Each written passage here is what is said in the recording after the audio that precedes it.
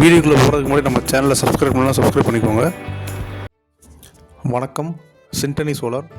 இந்த சைட்டு பார்த்திங்கன்னா திருவண்ணாமலை மாவட்டம் போலூரில் இந்த சைட்டை நம்ம இன்ஸ்டலேஷன் பண்ணி கொடுத்துருக்கோம். இது வந்து ஒரு 50-60 சென்ட்டுக்கான இடம். அது இதில் வந்து 2 HP 350 அடியில் மோட்ரு வச்சு நம்ம 1.5 inch டெலிவரி எடுத்து கொடுத்துருக்கோம். இந்த சைட்டில் 1.5 inch தான் வாட்டர் சொல்லியிருக்காங்க போரில், அதனால் 1.5 inch எடுத்து கொடுத்துருக்கோம். இந்த குறிப்பிட்ட ஏரியாவுக்கு இந்த HP இந்த 1.5 inch டெலிவரி போதுமானது தான் விவசாயம் பண்ணுறதுக்கு.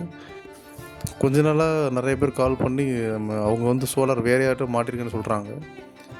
அது வந்து பேனல் கம்மியாக போட்டு மோட்ரு HP கூட போடுறேன்னு சொல்கிறாங்க. பாதி பைப்பு தான் தண்ணி வருதுன்னு சொல்கிறாங்க.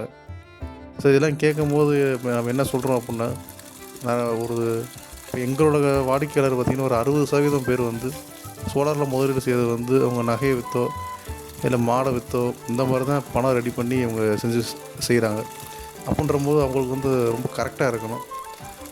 சும்மா BLDC மோட்ரு போட்டுட்டு கம்மியான பட்ஜெட்டில் போட்டு இல்லை இப்போதைக்கு ஆர்டர் வந்தால் போதும் ஏதோ ஒன்று மாட்டிட்டு பின்னாடி தண்ணியை ரொம்ப கம்மியாக வரும்போது அதுக்கு வந்து ஏதோ ஒரு பதிலை சொல்லிட்டு போகிறது, அது வந்து ஒரு சரியில்லாத ஒரு வேலை. அது நம்ம மாட்டுறதுனா AC மோட்டர் மட்டும் தான் மாட்டுறோம், BLDC பண்ணுறதில்ல.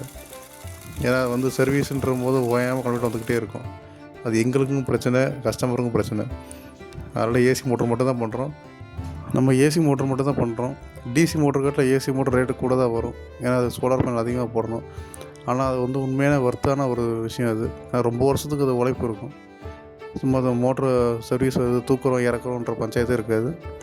அதனால் போடுறத போடுங்க, AC மோட்டராக போடுங்க, காலத்துக்கு நல்லா உழைக்கிற மாதிரி போடுங்க. நன்றி, வணக்கம்.